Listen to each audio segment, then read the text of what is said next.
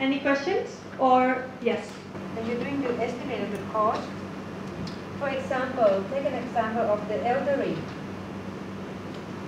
We have a projections of the coverage progressive growth 11.8% out of 100. How do you project that? Based on the fact that, first of all, the estimate numbers of the people with disabilities also is an estimate. Yeah. Now, how do you do that assumption for the growth? Due to the limited information we have, we assume that the population growth of people with disability is the same as population growth in general. There was no other assumptions at hand. We are waiting for the government to come up with better data on disability.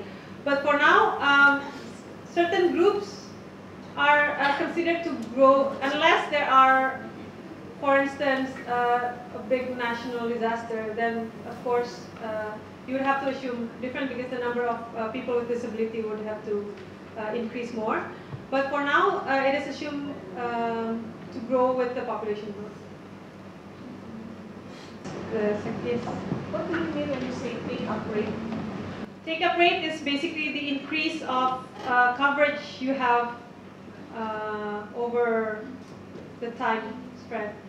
Because, for instance, the government do not want to immediately cover 100% because that would be a shock to the fiscal space. So you would want to provide a reasonable increase of coverage from, let's say, 0 to 100%. In countries like Thailand, where you already have an ID system which is really functioning, if you want to develop a universal scheme, the take-up rate will be much higher. It will not take you 8 to 10 years to expand coverage, for instance, for the child allowance to the children, but it will take you 2 or 3 years, okay? Because we already know all the children, you know, they are in the database, so it's quite easy. But in countries where these integrated database systems are not yet in place, it will take time as well. So there is the fiscal impact, yeah, it's better to do it progressively, but there is also operational aspects to it. Thank you. Can I just ask about the poverty line? I think in Indonesia you have an established poverty line, right? Let's say in some of our countries we don't have an established poverty line and it comes under depends who's the person, different types of lines.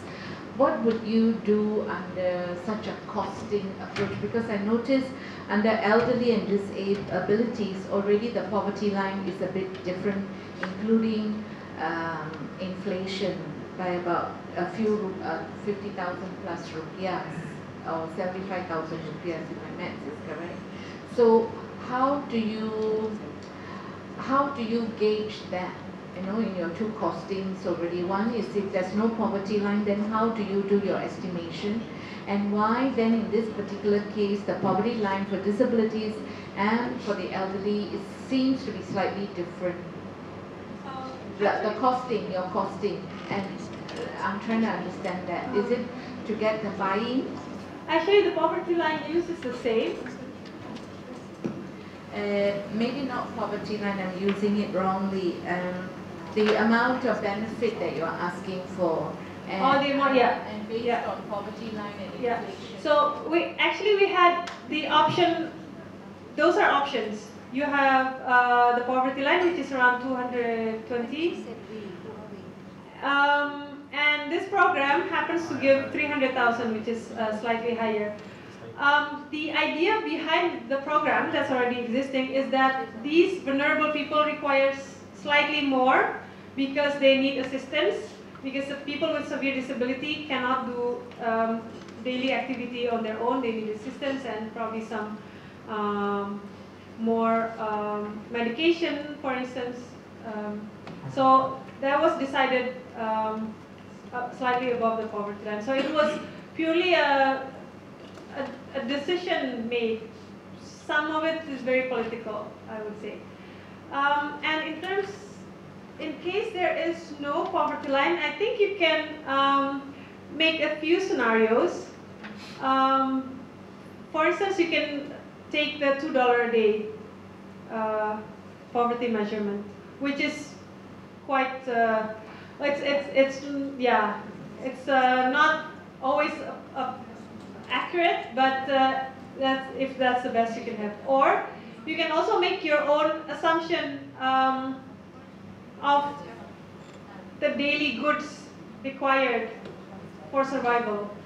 This exercises have been done. So because poverty line in Indonesia, for instance, is basically a basket of food and non-food based on local prices and how much that is. So you can also do that and present it as your own poverty line if there's no better figures. Can I add another example? In some countries, you may consider that really the poverty line is too low. So you can also use, for instance, the minimum wage as a reference. For instance, in Thailand, we have recommended to introduce a sickness benefit for people in the informal sector. So if they are hospitalized, they will get 2/3 of the minimum wage during a maximum of 20 days per year. Yeah? I have two questions. The first one is, at the time when you are identifying which of the recommendations are costable or not costable, do you have any support document, like a kind of checklist or something like this to decide it, or is just your opinion about what is costable or not costable? And the other question is, at the time, who designed the scenarios? Is just one person, or if a group of people, or several stakeholders? Okay, I'll answer the second question first. The process we have in Indonesia is involving many different agencies. We have a group within the UN, the UN PDF group, that has a subgroup for social protection, and that was quite convenient because then you have representatives of each agency in that group, and we just have a monthly meeting or when necessary weekly meeting. We introduce, some of them are quite familiar with it, WHO for instance, or UNICEF are quite familiar with the SPF, some of them are not, so we introduced the concept. We had meetings with them, and we discussed the whole process with them. And then we have, we form also a group, or more like consultations with all relevant government agencies. So we had workshops and consultations, one-on-one consultation and big workshops, discussing all the different parts of the assessment. So the stock taking, for instance, we get documents from them, we discuss with them, and we send them drafts, for instance. And when we do the costing also, recommendation and costing, this is through discussions. So, and to your first question, which is the costable scenarios, it's mostly it's a lot based on the discussions, and of course based on the available data. So we have to first see whether the data is available and whether it requires further actuarial calculation, which is beyond the RAP protocol, and whether the group thinks this is necessary to cost or realistic to cost. Yes. First of all, thanks a lot for your presentation. I think it was very clear, like the main basic parameters, how to do the costing and everything. But I would like to go a step further. First, very often we do the costing, how much it costs. And now, if we understand your presentation, this is done on individual basis and basically done by age. Very often the next step in the assessment is to do the impact assessment of this benefits. What is this value for money a little bit? And my question is a little bit about the integration of the system. Let's assume we do the costing for the old age. And we also do the costing for the child benefits. At some point the money will actually go to the same household. So my question is, how do you actually move back from like individual payments and rebuild some kind of family household, and how much money they will actually receive out of like the whole, let's say, floor package? Technically it's a bit challenging because you need actually to recompose families and to make sure that the money you're investing as part of your social protection floor, and to be able to do an impact assessment, you need to know at the end of the day how much money is going to one individual household. So I would like to know if you have done some development, and technically, how do you deal with this issue? Okay, thank you very much. That is a very interesting point, actually, something that we have not done. We have not got to the impact assessment part, although we have discussed several times, and it was very much encouraged by the different, especially the different UN agencies working for the different groups, because from this assessment, for instance, then you spread the different parts to UNICEF for children, for instance, WHO only for health, but we'd like to know also how it overall impacts the people, and we have not done so, but I think it's one step further that is necessary to do. If you look at the presentation, you know, the 3 steps, I think this part is in the green step, the first step, yeah? It's beyond the costing, but we could do also many other studies, like the rate of return, or, you know, more complex models as well.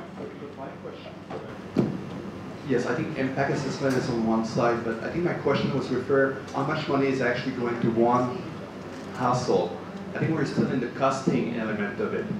Because let's say you receive money from like the child benefits, and also you receive money from, let's say, the old age pension. As an household, you actually receive some money. My question is more, how do you actually put the figures together for one individual household, if it's done, or if it's if you have any indication how this can be done? That has not been done. I think we can see further whether that can be done. I think the data would allow us to do so. At least if you want to see per household, yeah, not to the impact yet. But yeah, that has not been done. So maybe we have discussions after this. But the purpose of such an exercise would be to see whether the household receives too much or not. Yeah. So maybe the final purpose is to maybe reduce the package so that it's not above a certain threshold, or what? Is there a model somewhere that is working well on this? Because we have the same problem and we are very small. In Singapore, it's very easy, and we have ID card and we have everything, and we are highly computerized. And the single window service that we offer through what we call the family service centers, we still have duplication because we have multiple service providers. So I'm also thinking in terms of costing, is there, and we are also talking about this, that one household had a few doors and windows, to use the analogy of our colleague from Indonesia, can be opened. So that then it becomes a problem. Then the program sets under costing very low packages because they think somewhere else another one is coming and is coming, but it is not at all transformative. It is not part of the staircase approach, and then you find people falling through all over. So I would like to know, because this is exactly how, for example, the resistance, if I can call it, will come from the site that we are proposing. That how are you going to assure that there's no duplication? So I would love to know, is there a model anywhere that we can look up? That's a good question. I think that's the big challenge, actually. I think while doing this whole exercise, I think we have an added value in the sense that we have a comprehensive view of who is covered and where the money is going. Very often we do this analysis by kind of age group, but to jump from this kind of individual assessment to the kind of household assessment, this is very challenging because households change all the time. This is composition of the household will actually evolve with time, so I would say the analysis is much more complex. Historically, I would say the IDO models were actually based on individuals. So it's much easier. You follow one person, you follow a cohort, and then you could do quite sophisticated assessment. But when we actually enter a little bit the field of poverty impact assessment, we cannot actually look at poverty only for individuals, because poverty is a lot related to your household, how much money you have as an household. So this is a little bit why I asked the question, to actually make this kind of bridge between the two. And this is still, I would say, the ILO, something that we are working on it. And we're trying to actually, whatever benefits is invested, we kind of recreate household to really trying to assess the impact assessment on poverty. So to directly answer your question, I would not say there's like already a prepared model where you could actually do this easily. And I think this is kind of models that is built on kind of country case. We'll actually take one specific question and develop a model for the specific needs.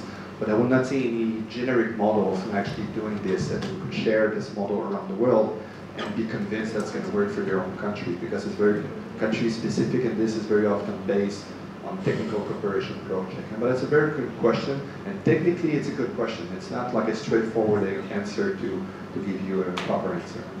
I think there certainly are cases within social protection systems, you know, any kind of social welfare system where there can be duplication and you have lots of different benefits going to the same people, and it's all very unclear. On the other hand, when you look at the social protection floor kind of approach and model, my question would really be, is it duplication if there's a household that is both receiving, for example, an old age pension and an unemployment, some kind of unemployment support? You know, on one hand you could say, well, you know, that household's already receiving support and doesn't therefore need two grants. On the other hand, I think one way to look at this social protection floor and understand it is also to think this isn't just about groups, but kinds of vulnerabilities that households face, and the big ones that people face throughout their life course. Now up there it's actually described as groups: children, working age, elderly, but you could actually easily put it as kind of childhood, working age vulnerabilities, disability, unemployment, elderly, old age. And really I think the question should be less, you know, is that group covered by one grant or another, but what are the vulnerabilities people face throughout their lives? What are the big challenges people face? Disability, old age. Now, if one household is facing multiple vulnerabilities, if they're both having to care for children, many of the working age members are living with disability, and there's an older person in the house, well then there's a strong justification that actually they shouldn't just get one grant, but they should get a kind of overlapping provision of multiple kinds of support. On the other hand, if there's a household which is two working age members who are both fully employed, well then arguably they wouldn't need any kind of extra additional support at that point in their life at all. So I think that duplication, you know, multiple benefits, multiple schemes going to a household isn't necessarily a bad thing. I would probably argue as well the countries that have the most comprehensive, successful social protection floors, it's where often you have a sense of kind of overlapping different kinds of schemes which are focusing on different things, but that complement each other rather than, I see, duplicate. An older person also have disability and also living with HIV/AIDS. They will have 3 allowances, and that's, we think it's acceptable because they face different problems. Tool. We need to make sure this costing tool actually provide the policymakers and allow them to actually make informed decisions about it. So it's good. That's what the first question they will ask. As she was saying, there will be some like household with multiple benefits, which is very good because the nativity is very high in some of those households. But in terms of technically, it's important that we know where the money is going and everything. And it's just a matter to translate this kind of needs for policymaker for analysis into your tools, which is very useful for policy making. And in each of these programs, there are administrative costs. And it can happen, theoretically, I cannot prove it through statistics, that $1 of benefit may be costing on the administration side $1.50, which is not at all very good. If it takes you more money to deliver than the benefit that goes to the beneficiary. So how do you get that into the costing question so that you can avoid it? In other words, do we have to cost it to include the cohering of the program so that we can harmonize or at least unify the administrative part to reduce that portion of the posting, so we can give more to benefits to the people. But then, how do you also get in the idea of, say, graduating the beneficiaries to become responsible for their own lives? Actually, in Cambodia and in Indonesia, we are embarked with the government on the design of a mechanism that we call the single window service, and which is one of the recommendations of these assessments, to do exactly what you are suggesting, which is first is to ensure that people have not only one program here, one program there, one program there, but that there is a comprehensive understanding of their vulnerabilities and their needs at household level, so that they can get a set of benefits which really answers their problems. So in this sense, we think that, for instance, by linking social protection types of interventions and vocational training, or access to services that will increase the employability of the people will graduate more easily out of poverty. So we base our approach on similar approaches that have already been implemented in other countries, such as in Chile or other continents. So this is one thing about graduation. The other thing about efficiencies, we try to see whether instead of implementing each program separately, which is often the case because these programs are managed by different line ministries, in the framework of the extension of social security through the new BPJS 1, BPJS 2, that are supposed to cover as well the poor and the informal sector, they see the single window service as a mechanism to really reach out to these people. Because usually social security organization, they stop at the provincial level, but here we are talking about people who are at the district or the commune level. So I still not clear, how can we identify the assumption? Is there any specific method to identify at least some basic information that can help on the assumption? There's a science to it. I consulted with actuaries in Geneva, for instance, when you say whether you want to increase the benefit of health care based on inflation or based on wage increase, for instance, then there are considerations that they presented, that in health, based on experiences, then you should take into account the wage increase, because the more people are making, the more utilization to health care is, things like that. So there are some science to it, but there are also parts where you just need to consult people and decide which one is more realistic. For instance, on the level of benefit. Of course, you would like to assume that the poverty line should be the amount where people can survive on. But of course, there's also other considerations. For instance, when you are disabled, then the poverty line may not be sufficient for you, and so on. So there are some parts that requires discussion, some parts completely how you decide, and some parts quite strict. But we can discuss further on this outside of